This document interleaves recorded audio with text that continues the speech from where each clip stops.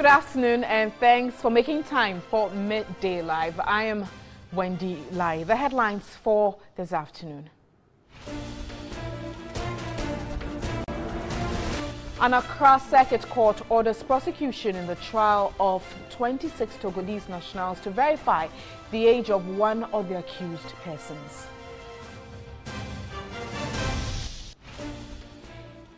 And in business, Institute of Chartered Economists Ghana say energy sector levy bond was necessary to save some banks from collapse. And on international front, Myanmar Army releases results of an internal investigation in which it exonerates itself of blame regarding the Rohingya crisis. We have details of these stories and more in the next 1 hour. Please do stay. We start now, and an Accra Circuit Court has ordered the prosecution in the trial of 26 Togolese nationals to verify the age of one of the accused persons. The judge, Rubina Ayika Ayite, is sure the accused Mumuni Jawal, unemployed, is over 11 years, contrary to the claim of the defense lawyer. The court, Jawal, sporting the red T-shirt, is more than 11 years, and if he had to be granted bail, he had to be handed over to his parent or guardian as prescribed by law. In court on Monday, a guardian of Jawal insisted the accused is 11 years but could not provide any evidence to buttress his claim. The judge, as a result, ordered the prosecution to take Jawal to the police hospital for his age to be verified before a bail application filed by his lawyer, Godwin Tamaklo, could be considered. Jawal is among some 26 persons dragged before an Accra Circuit Court for staging an unlawful demonstration over the political situation in their country. The suspects, including 6 girls, were part of some 300 nationals from Ghana's eastern neighbor who had converged in Accra recently to protest over the political tension in Togo. According to the prosecution led by Chief Inspector Evans Kessie, the accused persons on October 28, 2017 at Kalkudi Park in Accra acted together with a common purpose to hold a public event without police notification. All 26 are facing an additional charge of failing to notify the police of a special event contrary to Section 1 of the Public Order Act. The accused persons have been slapped with another charge of offensive conduct. The accused person, who spoke Hausa and English, denied the offences. They were each admitted to bail in the sum of 10,000 cedis with one surety who must be gainfully employed. We head to the Ashanti region, where fixing of poor road infrastructure in that very region has been a major concern for residents since the NPP assumed office this year. Unfortunately, the last budget could not satisfy the desire of that very region. But would their expectations be met when the Finance Minister presents the 2018 budget statement? Kofi Edudonfe speaks to an economist and a public interest advocate in Kumasi ahead of the budget presentation. Last year, you spoke a lot about infrastructure development and made mention of the fact that people of the Ashanti region are indeed expectant of government delivery. Have your expectations been met in the past year? The current budget will be the second budget. So we are expecting that they will swing into full gear and then start the infrastructure development in Kumasi and for that matter, Ashanti region.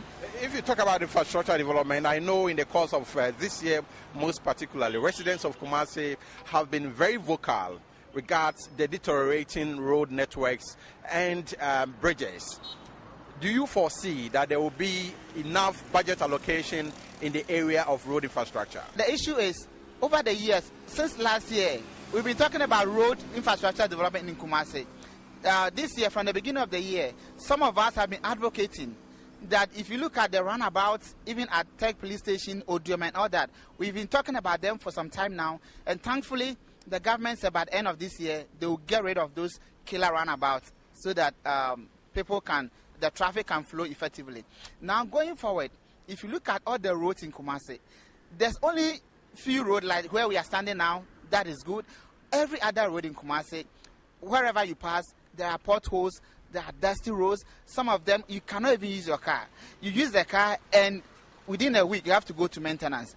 So we believe that this year, government should allocate enough resources to cater for roads in the Kumasi area. Especially, talk about Swami Roundabout.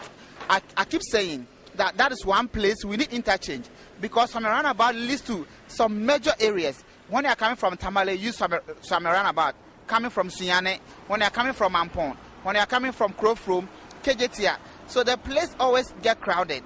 So the only way out is to have interchange at that place to make sure that things move the way they should move, because that area leads to the economic business area of the city. So we believe that this year government should appropriate enough budget to cater for road infrastructure development in the Kumasi city and the surroundings. Just yesterday, a group of business people under the banner of the Kumasi Business Owners Association, they held a press conference, and they made mention of the fact that they want the 3% VAT flat rate scheme either scrapped or reviewed. Now they are saying that this is killing their sector. Do you see any major economic policy direction in the budget that will indeed alleviate the challenges faced by these businesses? Well, with a 3% flat rate, I doubt if the government would review it downwards at the moment. When the VAT was 17.5% was being reviewed, to be honest, I think a lot of education didn't go in. So importers and business people did not know exactly what to expect. But when it came to the implementation, that is where they have realized that things are not how they thought it would be. Because when you look at the former 17.5%, it was what we call input and output. You go and buy something, and the value that you add to it, that is where you pay the 17.5. For instance, if I go to buy cassava from somebody for 5 cedis, and then I use that cassava to prepare fufu, and I sell that for 7 cedis, it means I have added value of 2 cedis to it. So I pay 17.5 on the 2 cedis value that I have added. With the 3% flat rate, it doesn't work that way. Any amount that you buy, the quantity that you buy, the price, you add 3% flat. So in this case, assuming I sell my fufu for 7 cedis, I'm going to pay 3% flat on the 7 cedis, which is more expensive than if I had paid 7.5% on the 2 cedis. So this is what the business people are saying. So to a large extent, they have a case there, but I doubt if the government will be able to review it downwards at the moment. What I expect the government to do is they have to come out with some innovative ways of alleviating the plight of these businessmen and how they can compensate them in a certain way. So we ask the government to make sure that there's good stimulus package for businesses so that businesses can develop and grow. And certainly for an informal economy like what we have here in Kumasi, and for that matter the Ashanti region, such a stimulus package will indeed be beneficial. I've been speaking to Newlava Samoa, who is an economist and a public interest advocate. My name is Kofi Edudomfe in Kumasi. I'm looking very much forward to going to Ghana, to meet people in Ghana, to meet the president, to see for myself. Quite a large trade delegation is accompanying me. Join the Media Journal platforms online, on radio and on television as we bring you in-depth coverage of the Queen's visits.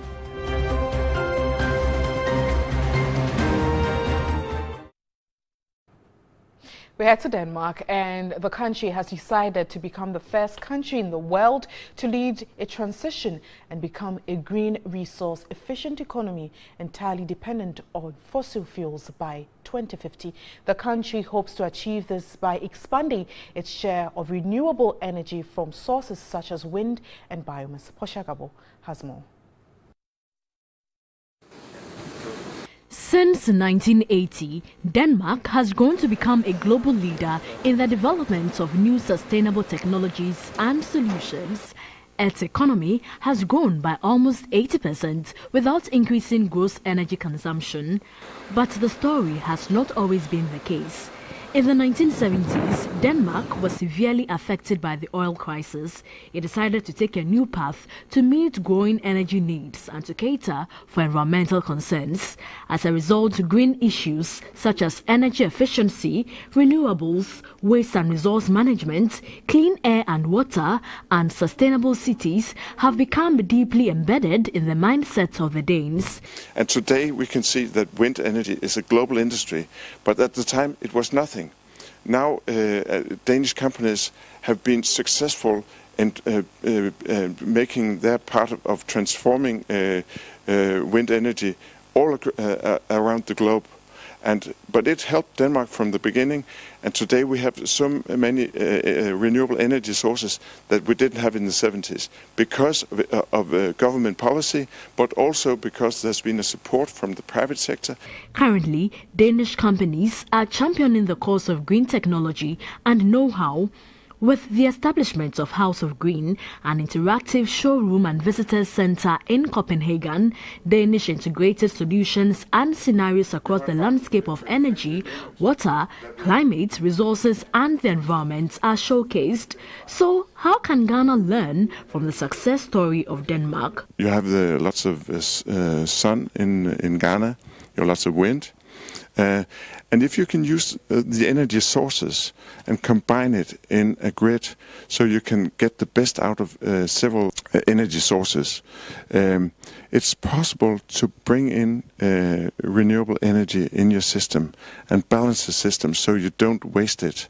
Denmark will share its solutions and inspire Ghana to invest in green growth when the Queen of the country arrives with a delegation of 39 Danish businesses. Away from that story, the Colleges of Education Teachers Association of Ghana, CTAG, has refused to call off its 2-week-old strike to demand payments for salary arrears, which has been outstanding since October 2016. CTAG rejected a roadmap from the Finance Ministry for a validation exercise of members to be completed by the end of November, arguing government has not demonstrated enough commitment to effect the payment. Lecturers in colleges of education nationwide withdrew their services on November 2, 2017. The aggrieved teachers are demanding the payment of their 10 months' salary arrears. Government in 2016 upgraded teacher training colleges into tertiary institutions. Salaries of lecturers in the institutions were then paid at that of university lecturers. This compelled the lecturers to demand retention premium of 10%, but was not paid to them. The teachers again demanded interim market premium, but that was also not paid to them by the Fair Wages and Salaries Commission. A meeting between the teachers and the Ministry of Finance last week was inconclusive, as the Colleges of Education Teachers Association demanded written documentation of government's commitment to pay their arrears. But on Monday, National Secretary of the Colleges of Education Teachers Association of Ghana, CETAG, Prince Obeng Hema, told TV3 the assurance from government is not convincing. Not validation that we do to get paid every month, but they claim there's a special procedure they need to go through. Let's work out the mathematics. From 4th October up to today that we are talking, how many days are in there?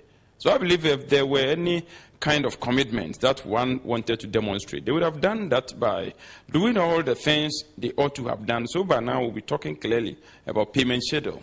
The leadership of the Colleges of Education Teachers Association of Ghana says its strike will continue until their demands are met. The students see that it's not one that we are taking to have a bite at them, but it's something we have to do because we have no other option.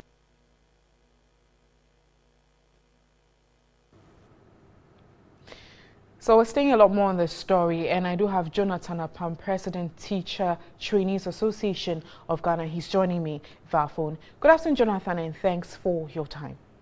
Thank you. Good afternoon.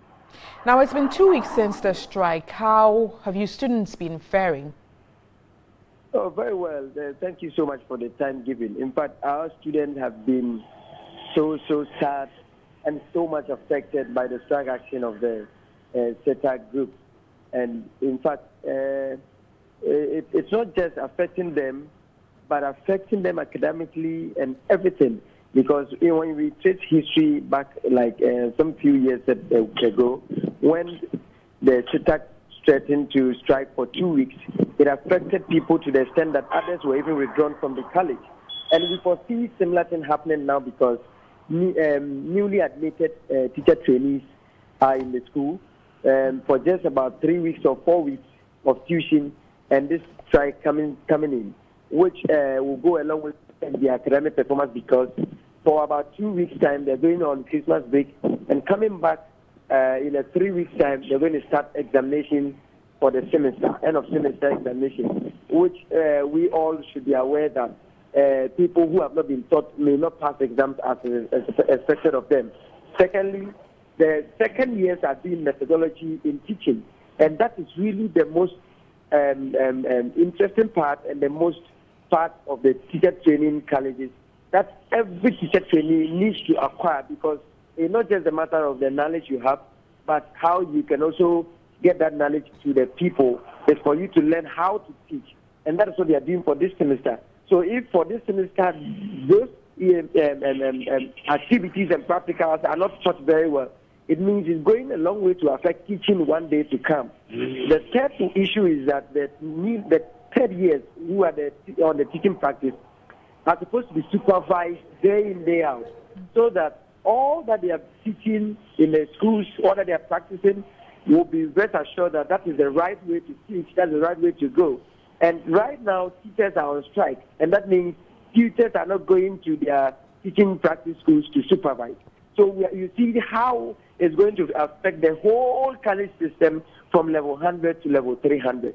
And so we are appealing to government that all protocol involved should be put aside. All procedures and whatsoever should be put aside and settled now and then, so that our teachers can have everything that they need to come back to class to lecture. Other than that, this issue is going to bring a lot of issues, academic issues. And you know, Institute of Education with their academic performance structure wouldn't change it because there was a strike. And for that matter, those who may fail or fall victims may be asked to go home. And recently, GES didn't even post those newly trained teachers with referrals, which means that even the third years who are on their teaching practice, if they happen to fail their teaching practice, then it means they are not going to be posted.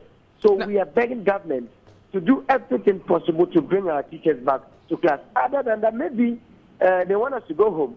If for that is what they want, then we can also go home and join our parents so that we know that we are not in the college, because we can't stay in college while we pay fees and tuition not going on. Now, Jonathan, you've mentioned the negative effects of the strike, and CETAC has insisted that the strike will continue as they reject the proposal by the Ministry of Finance. Have you been able, as students also been able to interact with these teachers, and are they still insisting on that? Yes, we have spoken to them. I've been in touch with the CETAC leaders, the secretary, and some zonal leaders. And it's a fact that they are going on with the strike unabated because government seem not to be serious about their case. Because one, if government or Ministry of Finance chooses the Deputy Minister of Finance to meet the CETAC leaders, you know, it's a whole thing. You should know that there's not going to be a concrete decision at that meeting, because the Deputy Minister is virtually going to listen, come back to tell the minister himself before a decision could be taken. So I think that if government wanted to resolve the issue at once, the main minister would have met the CETAC leadership to discuss those issues, and it has been resolved by now.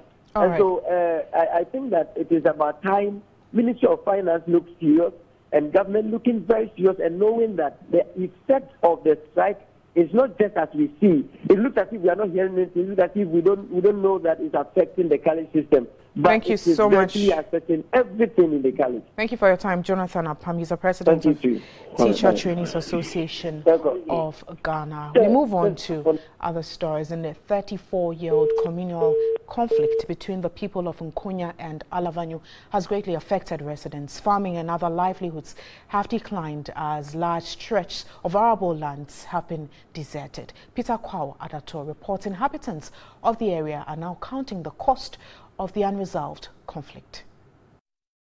The Nkonya-Alavanyo traditional areas have since 1983 held on to a conflict that continues to affect livelihood and devastate families. Aside the killings, several residents have deserted their homes and villages. This road direction here at Nkonya-Ahinkro shows the way to Alavanyo Peme, connecting other parts of the region. Nevertheless, the less than 2-kilometer road between the two communities is now only used for military patrols.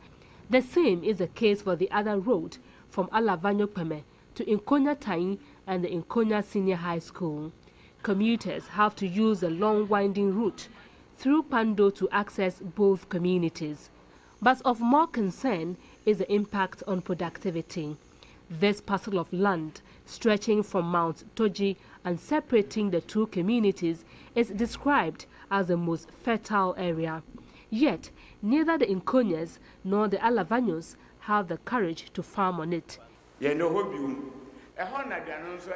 No one can farm on these lands anymore, depriving us our livelihoods. We are pleading that every effort be put in to ensure that the area is safe for farming activities. Like my elder brother was saying, this land here is not part of the disputed place, but people can go there. Even though there is no firing of guns, they are not having peace. This is getting worse since no side of the divide is prepared to admit guilt and to forgive the iniquities of the past. Even sometimes when it is in a case of death, and you come in humbly to say that, fact, what I did was wrong, so forgive, the person will listen. So I'm suggesting that if peace, really, actual peace will prevail, the two communities will only have to meet. It is hoped that a pronouncement from both sides a week ago is able to change the fortunes of the area.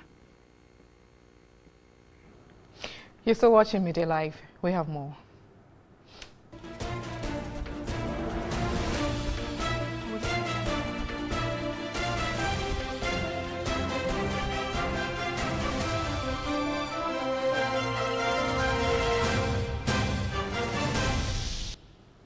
Thanks for staying. President Akufo-Addo in April this year promised to make Accra the cleanest city in Africa. And as part of efforts towards achieving this, the president has launched the National Sanitation Campaign.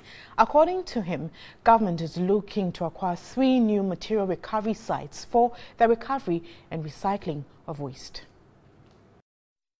4-acre site at Utinibi is being engineered into a modern integrated material recovery site comparable to any in the world.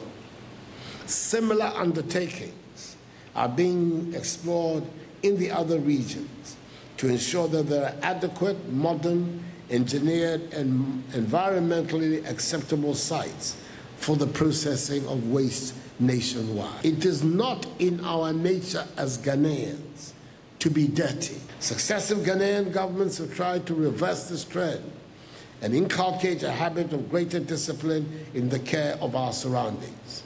It has not succeeded. My government intends to make a fresh start. Ministers, chief executives, and chief directors of government departments and agencies will be held accountable for any lapses in the failure to comply with this directive.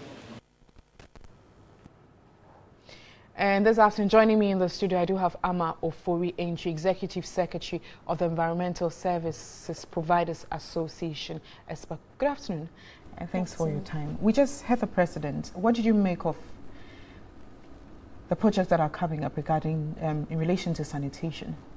I think it's very laudable, and what we are very happy about this initiative, and I think for once, we have this political will, even for a president to set himself a target by 2020, Accra is going to be the cleanest city in Africa.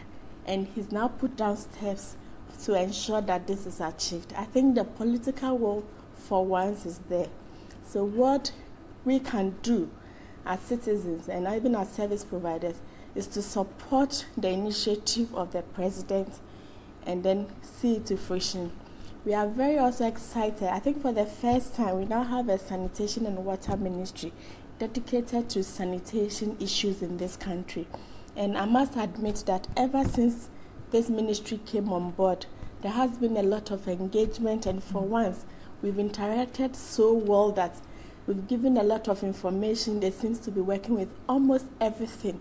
So if the government, if the political will is there now, and we can now have a good policy framework, have actions in place.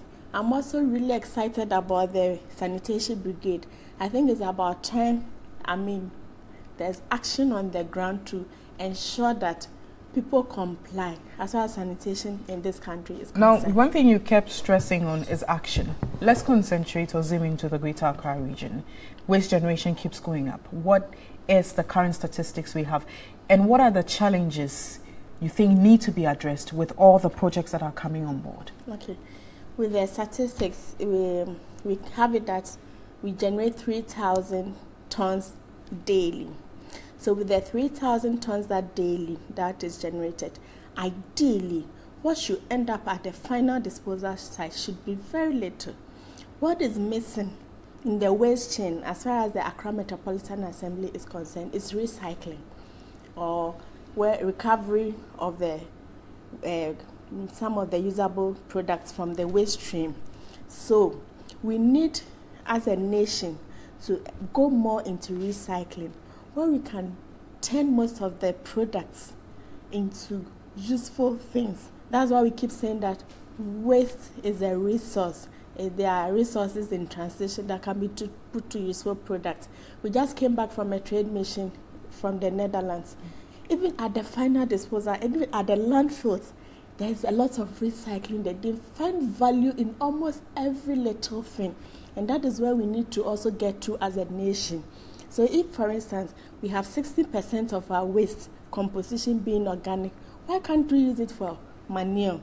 We have just about 20, maybe electronics, some plastics. Why can't we put all this into useful, get something good out of this? We just have something very little to send to the final disposal site. So currently, with Accra, if we want to focus on Accra, I think our main challenges now are the final disposal sites, and then the intermediary, the transfer stations. And then again, as I indicated, we need to do the value addition. We can't continue just collecting and dumping. We need to move away from that. And now that even the president wants to create jobs, so you see, if these innovations can come in place, that means there will be more job creation. If we have industrialized recycle facilities, he talked about recovery sites. If we can get these recovery sites and we can get these products and put them to useful use, then it means there will be a lot more job creation. Currently, as I speak, as Environmental Service Providers Association, even with their contribution, we have employed over 500,000 Ghanaians who support the sector. But there are some arguments, before I let you go, there are some arguments that we have this association, but we're still not seeing any results. Are you, as an association, contributing enough to deal with the sanitation menace in the country? Do you think that you've done enough? Maybe you do not know the history. But do you think that you've done enough? Maybe you do not know the history. You haven't answered my question. Do you think you've done enough? We have done more than enough. We have intervened, and it had it not been for us, in the past, we used to have refuse of his sitting at the marketplaces. But we still see them. Yes, but it has reduced because a lot of intervention is being done by the service providers. Are you satisfied? We are not satisfied. We have our challenges. And one of our key challenges also has been with our logistics. You see, we have specialized equipment that we are supposed to use in delivering our services.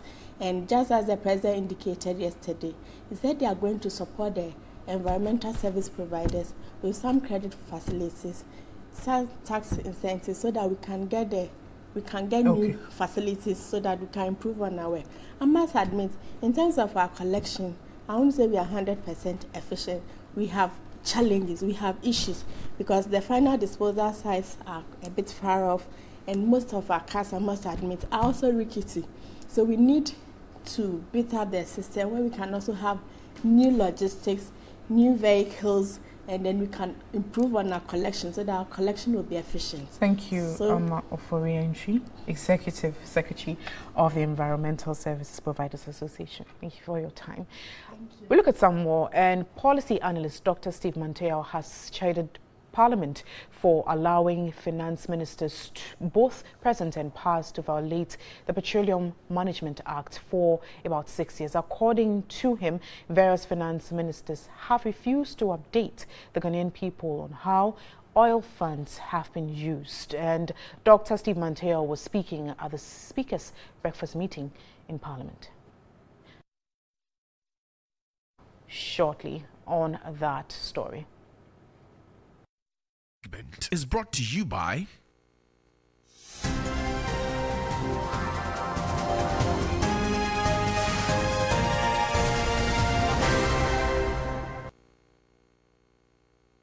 in 2010, as we got ready to pump first oil, we did not have in place not any single law that we had passed to govern the sector.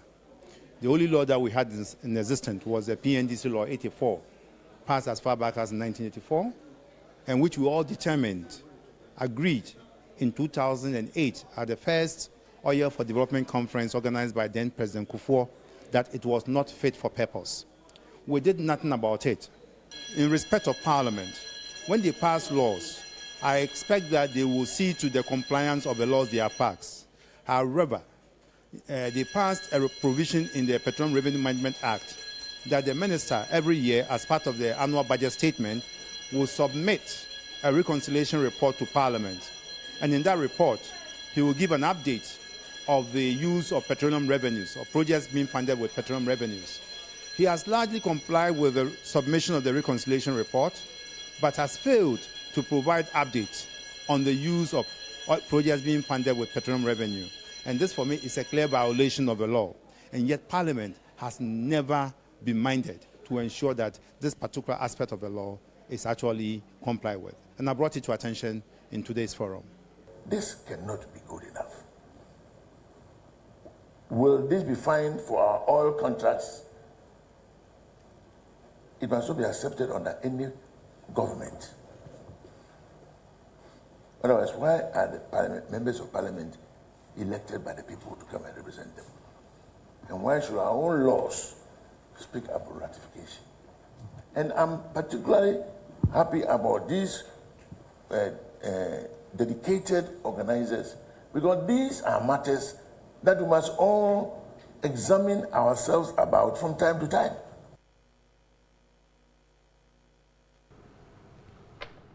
The Institute of Chartered Economists Ghana says the energy sector levy bond was necessary to save some banks from collapse. CEO of the institute, Gideon Emisa, was however quick to add that over 177 million cedis expenses on the issuance of the bond is not economically prudent.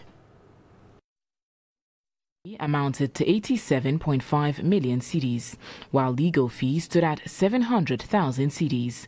The Ghana Stock Exchange application fee was 1.6 million cedis, in addition with listing fee, which amounted to 800,000 cedis. Securities and Exchange Commission took 3.5 million cedis, and the Central Securities Depository fee was 7.34 million cedis.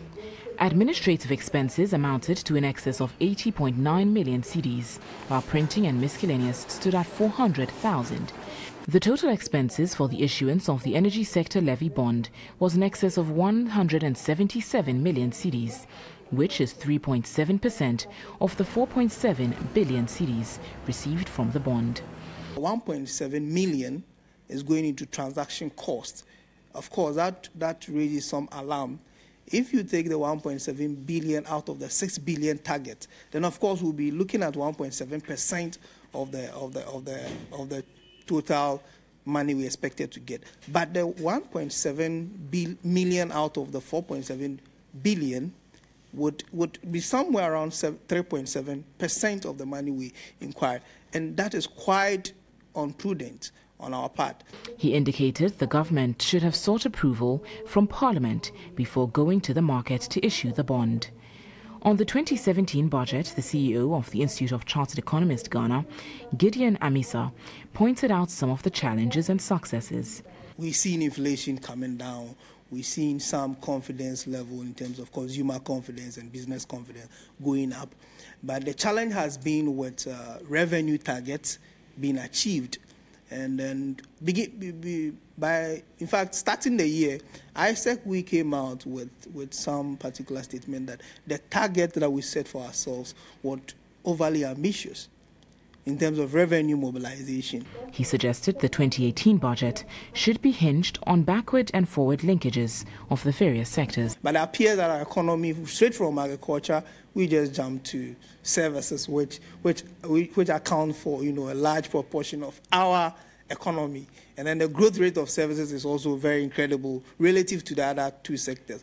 So it is better for us to gradually move from the agricultural sector, have the linkages from agriculture to industries. And that's all for Western Region's Nana anticipates a very simple life after Ghana's most beautiful and is ready to give her all other grand finale. Meanwhile, she wants to set the record by taking the crown for her region for the second time in succession. She has been speaking with Ajwa Amufose. The Western Region,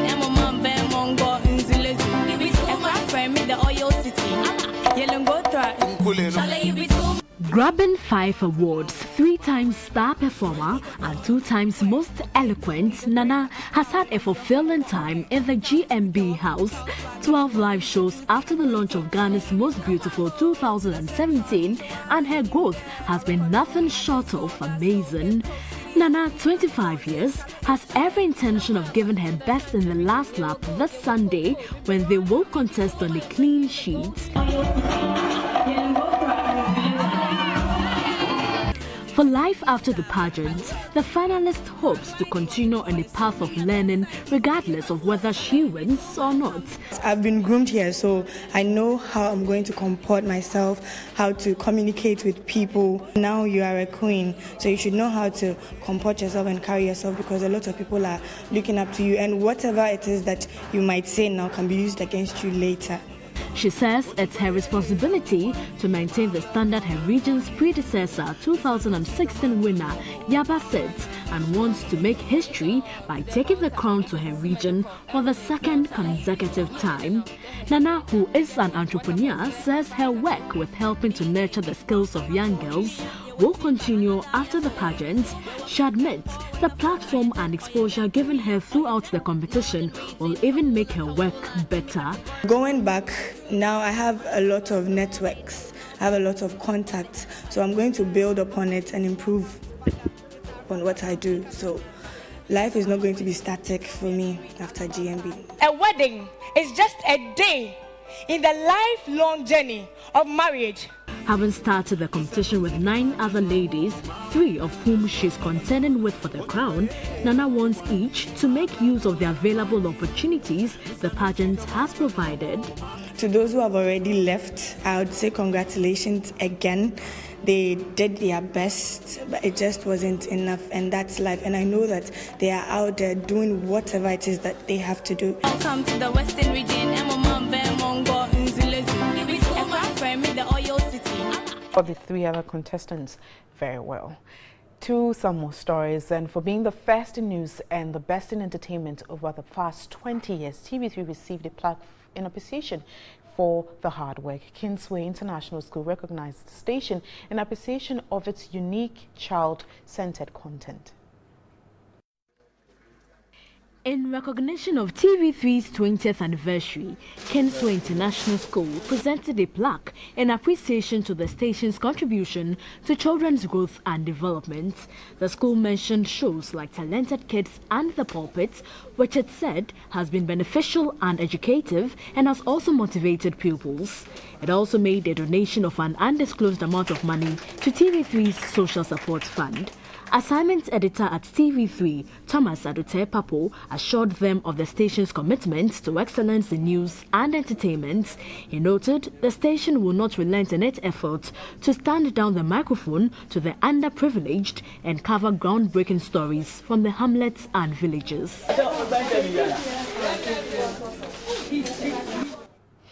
And that'll be all for this afternoon. Thank you so much for watching Media Live. My name is Wendy Lai. Enjoy the rest of our programs. Do have a good afternoon.